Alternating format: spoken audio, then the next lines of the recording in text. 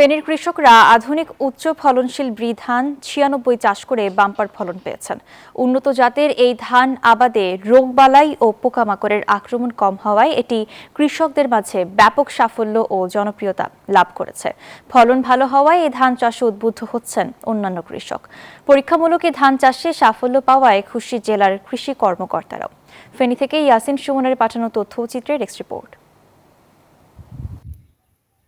ফেনীতে ব্রি ধান ৯৬ চাষে দিন দিন আগ্রহী হয়ে উঠেছে কৃষক। পরীক্ষামূলক এ ধান চাষে কৃষকের আগ্রহ দেখে আশাবাদী জেলা কৃষি সম্প্রসারণ অধিদপ্তর।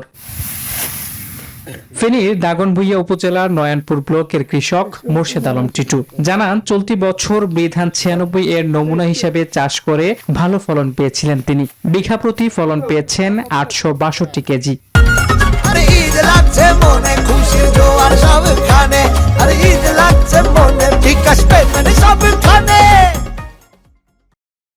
বিধান ৯৬ এটা আমি করছি, এই ২ বছর আমি এটা করতেছি, অনেক ভালো ফলন হয় এবং আমি সব কৃষককে অনুরোধ করতেছি আপনারা এই ধান করবেন। উপজেলা কৃষি অফিস থেকে বিধান ৯৬ বড়তে আমি করেছি, আলহামদুলিল্লাহ ফলন ভালো। আমি কৃষি অফিস থেকে যে সাহায্য সহযোগিতা পাই, ৯৬ ধান ফসল ভালো হয়েছে, আমরা খুশি।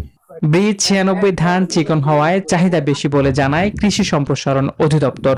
বিধান ৯৬ এটি আসলে আমাদের বিধান ২৮ এই জাতটির একটি বিকল্প জাত এবং এটির দানা চিকন।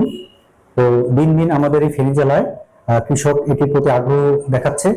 ফেনীতে ব্রি ধান ৯৬ চাষে ভালো আয় করতে পারবে কৃষক, এমনটাই মনে করছে জেলার কৃষি বিভাগ। Desk report, news 24।